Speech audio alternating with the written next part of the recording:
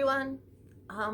This is a video that I've been trying to make for the last month, but due to the content of the video, I haven't been able to do it. This video is on grief, basically. Just over a month ago, I lost one of the main support people in my life. And even though we knew it was coming, and even though we knew he was sick, it didn't make the process or the outcome any easier.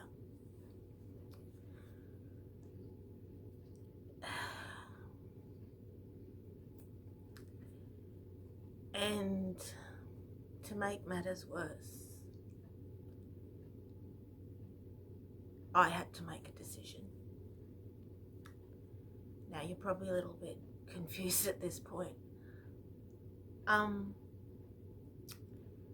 a month ago, I lost my assistance dog, Cruiser. And you may not quite understand the level of grief that will be shown in this video, because I am probably going to cry. But that's why this video is so important. At the end of November last year, Cruiser was diagnosed with cancer of the lung.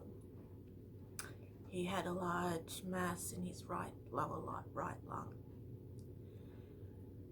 And the vets were pretty sure that there was nothing they could do. We tried him on a number of medications. We tried to make him feel comfortable. And it didn't fix the problem. It bought us time.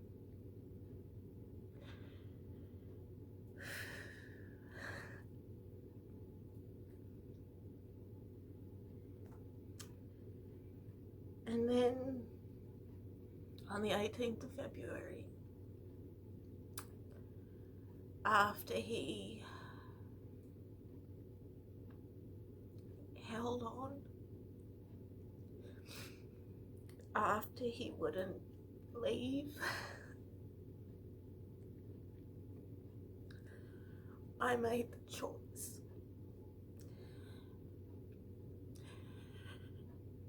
And that choice was to let him go.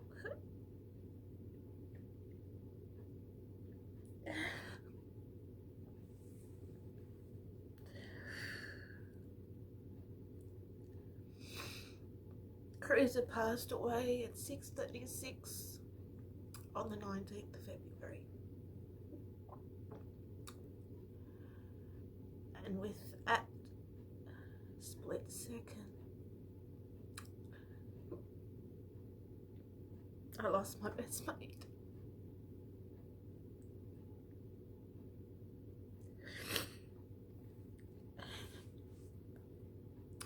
And he was gone. He didn't put up a fight. He didn't try not to go. He just went to sleep, didn't wake up. Now, many of you probably won't understand the level of grief that I have.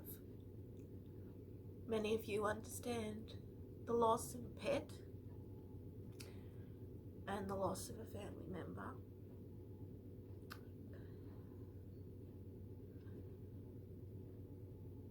My grief is because Cruiser was my lifeline.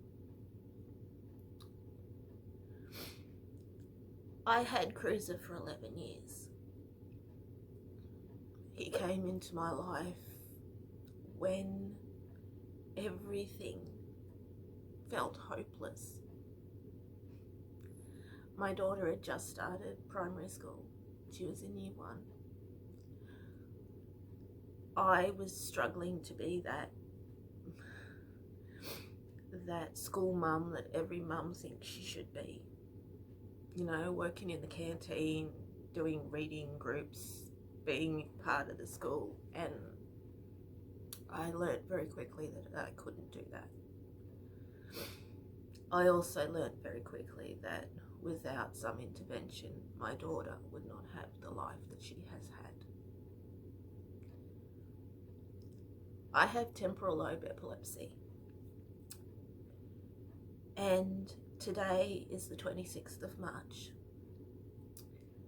and the 26th of March is National Worldwide Epilepsy Awareness Day. It's Purple Day today,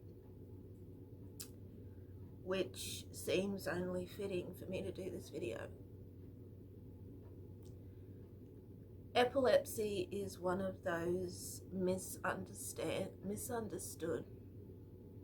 very misunderstood conditions. You can't catch it from somebody. It doesn't affect a person's intelligence or their grip on reality. It means that that person at times has an overload of electricity in their brain and their body doesn't cope.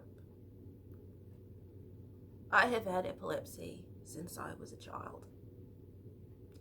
I was diagnosed when I was 12 years old. I was medicated from the time I was 12 till about 3 years ago. And my type of epilepsy is not controlled by medication. Part of my management of my condition had a big black furry face and exceptionally soft floppy ears. Cruiser was trained to pick up on my seizures and give me a warning. He was trained by an organisation in Queensland, Australia, called Smart Pups Assistance Dogs. And the work they do is amazing. Cruiser came into my life when my epilepsy was running mine and my daughter's life. I was frightened to leave the house. I was fearful of having any sort of outside of social interaction. When you're a young mum and you're a single mum, you can't hide from the world, or you teach your child to hide from the world.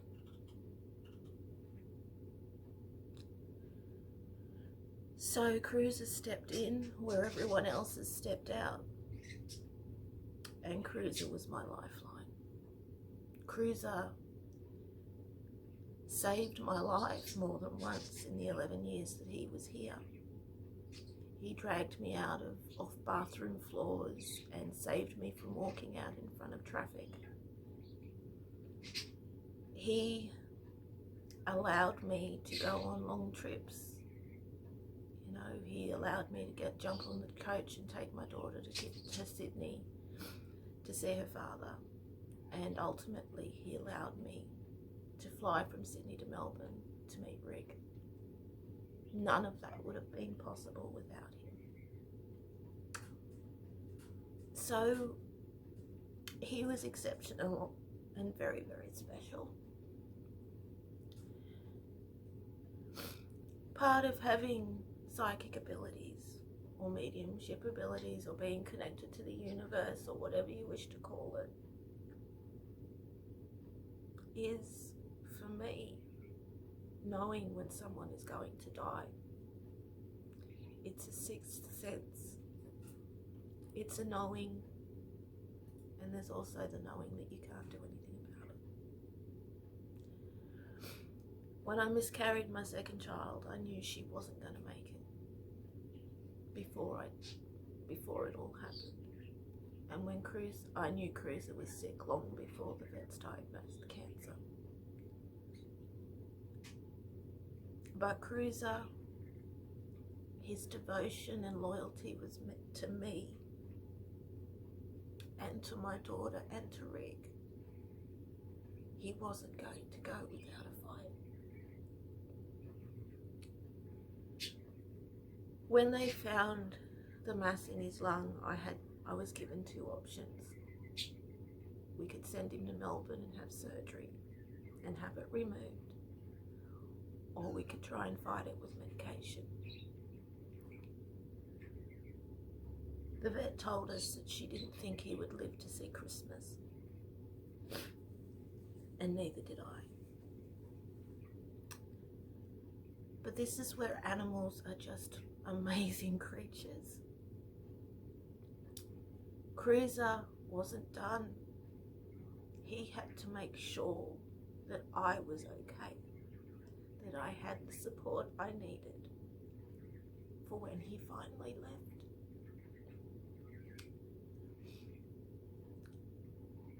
Cruiser, towards the end of his life, could not pick up on my seizures. He was too ill. He tried to look after me, but he was just too ill. Cancer in his lungs spread to his spinal cord. He was having trouble holding his weight and walking. It spread to the lymph nodes under his chin and in his chest, and fluid was pooling. But he still did not give up. I had a seizure about 3 or 4 weeks before Cruiser passed away, and I didn't get a warning. I was with a friend, luckily, who isn't spooked by that sort of thing. And that was the universe telling me, as much as I didn't want another dog, I didn't want to replace my friend. I had to. So I rang the organisation and I made the application and I was accepted. I'm currently doing walking through the motions of getting a second dog. And that was a tough decision to make.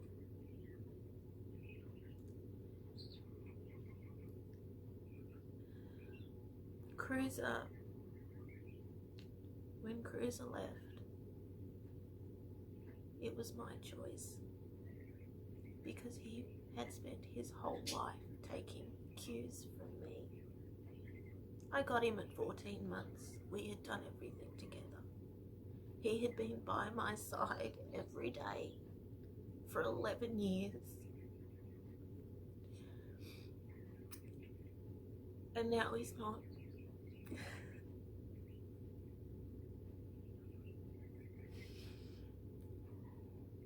But he tried his best to prepare me for when he finally left.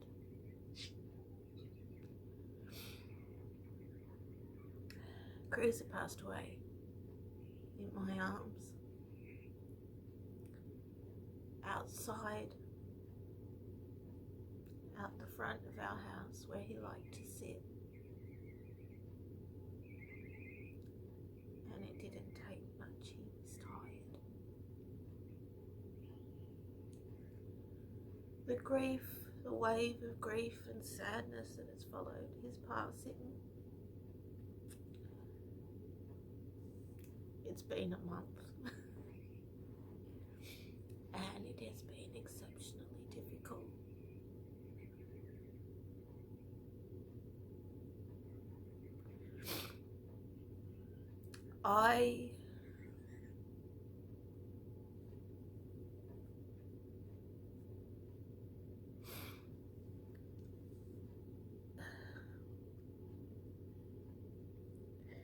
For anyone who says the death of an animal, you'll get over it, don't worry, it was meant to be. You know, you did the right thing. There is a connection that humans have with animals that cannot be put into words. There is a bond. The 11 years I had Cruiser, he pretty much knew what I was thinking. I didn't have to give him a lot of instruction.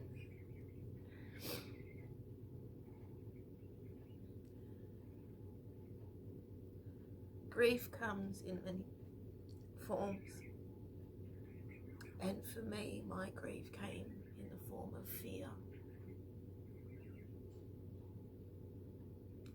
Not having my boy there to fend off the world was very, very scary. And it still is. Cruiser was that icebreaker when people didn't understand my behaviour. He didn't run away from me when most people did. He didn't judge. He didn't jump to conclusions. He didn't do all the things that in human nature it is to do, because he is not a human.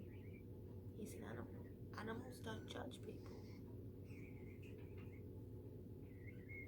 Cruiser came on all of our paranormal adventures. He was there when we met a demonic energy in a cemetery. He's been there when I've crossed souls over, and his energy has helped me do that. He was there sitting on the floor next to me in the bathroom when I lost my baby. He waited with me until we got home. He has slept on cold hospital floors for weeks, ridden in ambulances, sat through drawing classes and art courses, was front and centre in my first solo art show.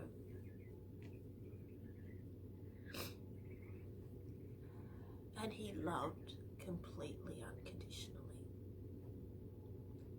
He went to violin recitals and a Stedford supporting my daughter. He was there when the world got too much for her and she just needed a hug. My grief, like I said, has come in fear.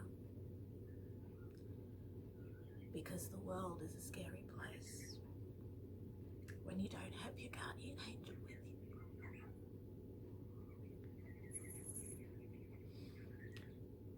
When you don't have that unconditional acception. When the people see the dog accepts you, so figured they should do the same. The days after Cruiser's death and the days where I had to leave the house, it was horrendous. That first week,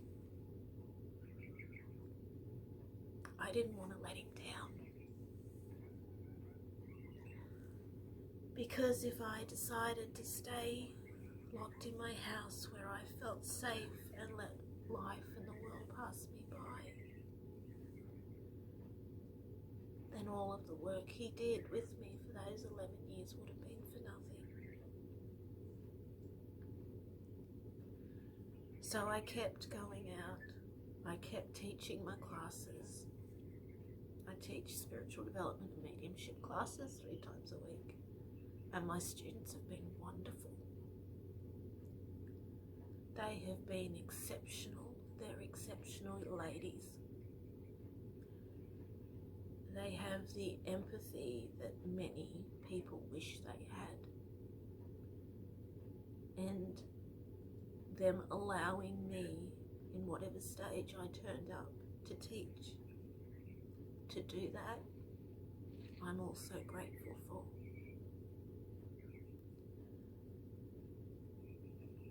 My guides have been, usually they're pretty hard ass. Usually they're pretty hard ass. But they've been a bit softer with me this month. They've allowed me to scream and yell and throw tantrums. And tell them to bugger off.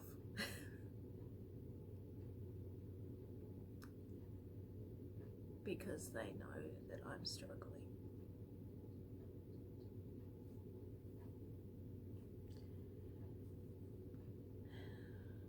Cruz's death took the whole family off guard. My daughter it didn't really hit her until a week after he was gone, and she would come home from school and he wasn't there to greet her at the door for the first time in 11 years. The closest thing she had to a sibling wasn't there. My daughter's an only child, but Cruiser was like her brother.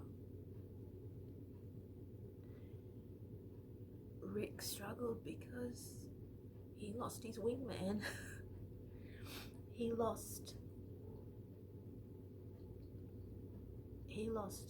his mate. That mate that, sorry about that, camera cut out.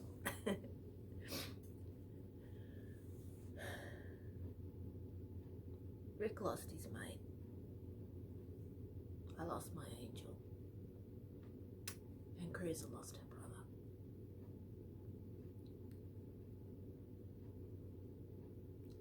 Grief is a funny sort of, it's a funny creature, grief. It comes out when you feel the most vulnerable and when you least expect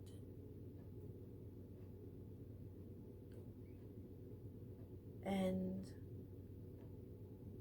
a lot of the time you don't know what to do with it. We have 2 cats. They cried for days after Cruises left.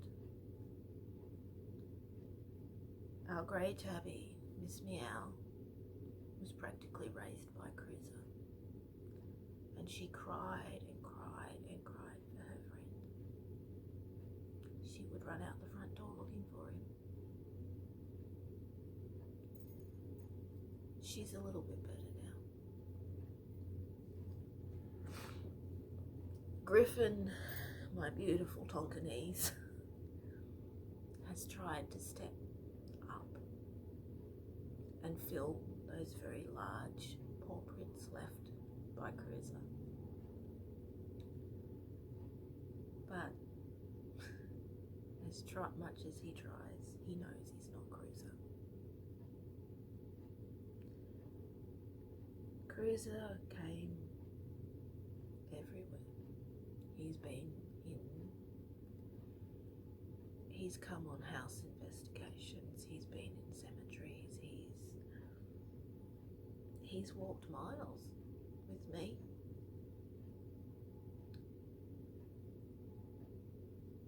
But grief is a funny thing, because eventually you don't get over it.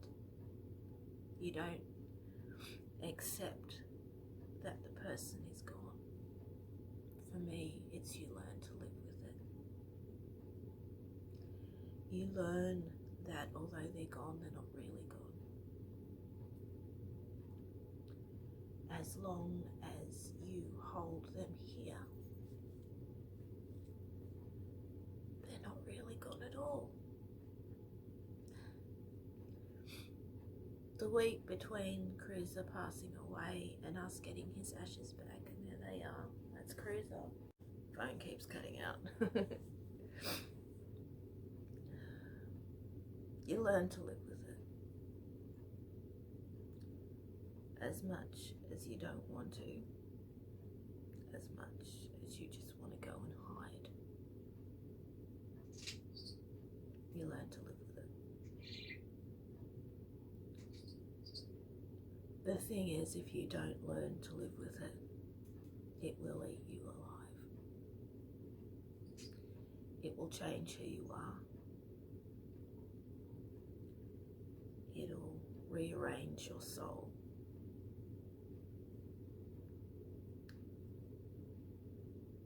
And in the end, it can destroy you.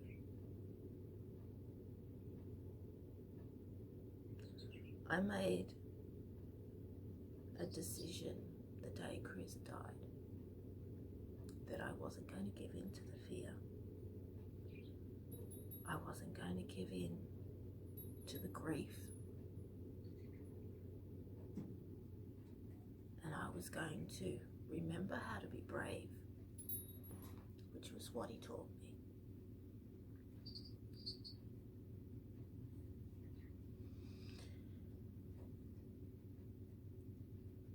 And put one foot in front of the other and keep going.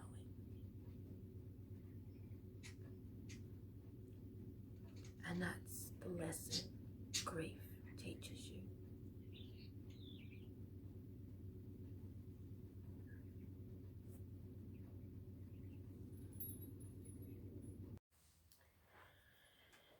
You learn to live with grief, because if you don't, you allow it to change you.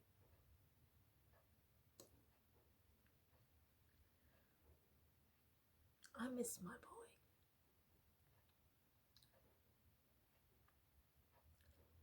There is no denying that. I miss knowing he's there. I miss him when I leave the house. I miss the trouble he get, the mischievous trouble he used to get into. I miss his smile. And yes, I'm talking about a dog. But when you have such a bond with someone, as Chris and I did,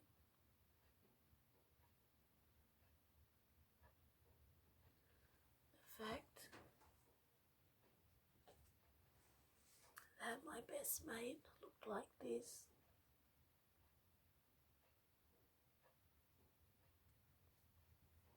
doesn't matter.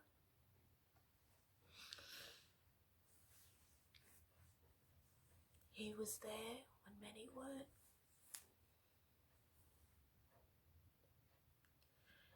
So what do we do now?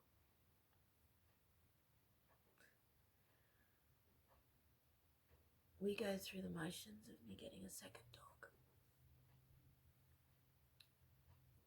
Those around me have accepted the fact that occasionally I'm going to lose the plot. And they're okay with that. Rick has been a massive support. And I love him to pieces. He's had to cope with his own sense of loss, and he's had to deal with mine, which is a massive weight on one man's shoulders. But Rick has very broad shoulders, and he hasn't let me fall yet.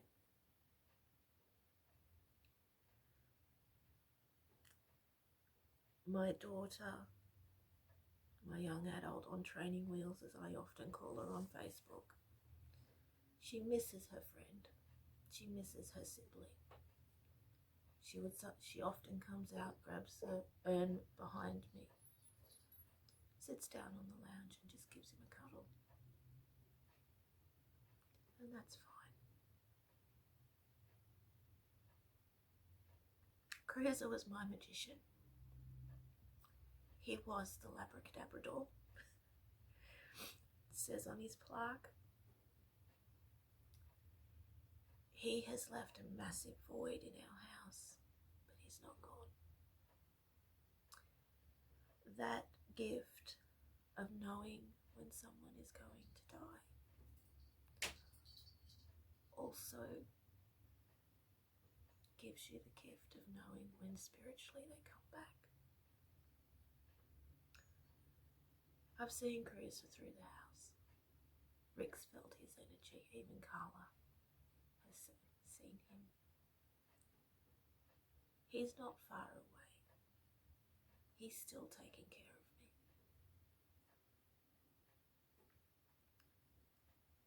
But there is a massive material world void.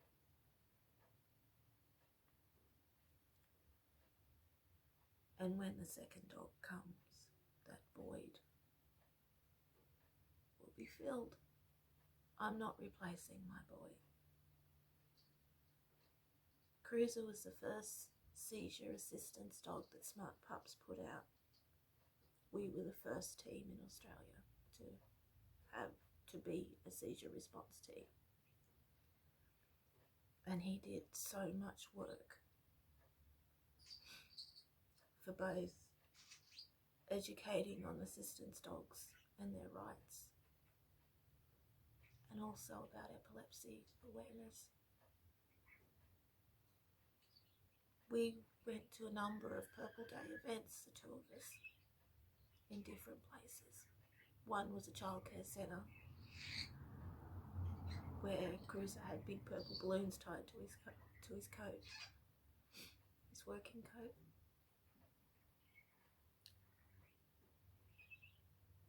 So on March 26th, 2021, which is Purple Day and Epilepsy Awareness, I thanked my best mate for the work he did and for being my lifeline, for saving my life a number of times, but also giving me one.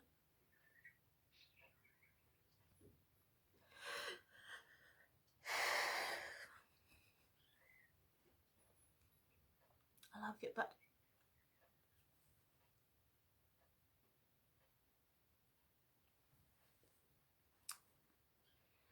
take care of yourself.